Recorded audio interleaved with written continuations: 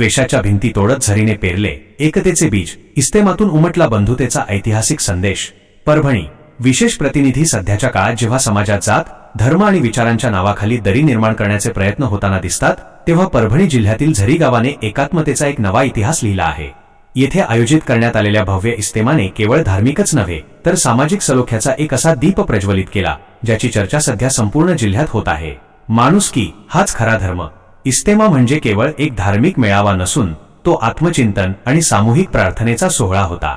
या कार्यक्रमात इस्लाम धर्मगुरूंनी कुराणच्या शिकवणीनुसार सत्य, प्रामाणिकपणा, सेवा आणि मानवतेचा संदेश दिला। माणुसकी हाच सर्वात मोठा धर्म आहे, ही शिकवण उपस्थितांच्या मनावर बिंबवण्यात आली। सामाजिक सलोख्याचे जिवंत उदाहरण कांतराव काका देशमुख। या इस्तेम्याचे सर्वात मोठे आकर्षण ठरले ते सामाजिक समरसतेचे दृश्य।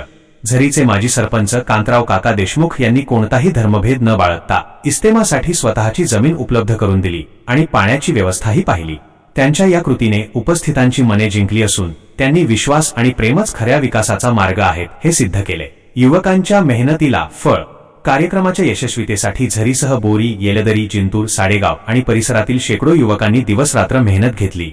स्वच्छता, पिण्याचे पाणी, भोजन, पार्किंग आणि शिस्तबद्ध वाहतूक नियोजन यांत युवकांनी स्वतःला पूर्णपणे झोकून दिले होते। गावच्या या एकजुटीमुळे हजारो लोकांची उपस्थिती असूनही कार्यक्रमात कुठेही गोंधळ निर्माण झाला नाही। एकतेचा उत्सव। कार्यक्रमाच्या यशस्वी नियोजनात पत्रकार डी.के.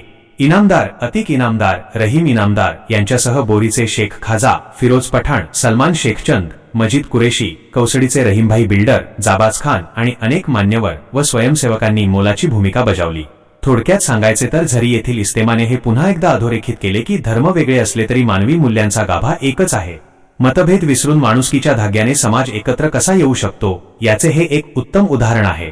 द्वेषाच्या राजकारणाला झरी पॅटर्नने दिलेले हे सडेतोड उत्तर महाराष्ट्रासाठी निश्चितच प्रेरणादायी आहे।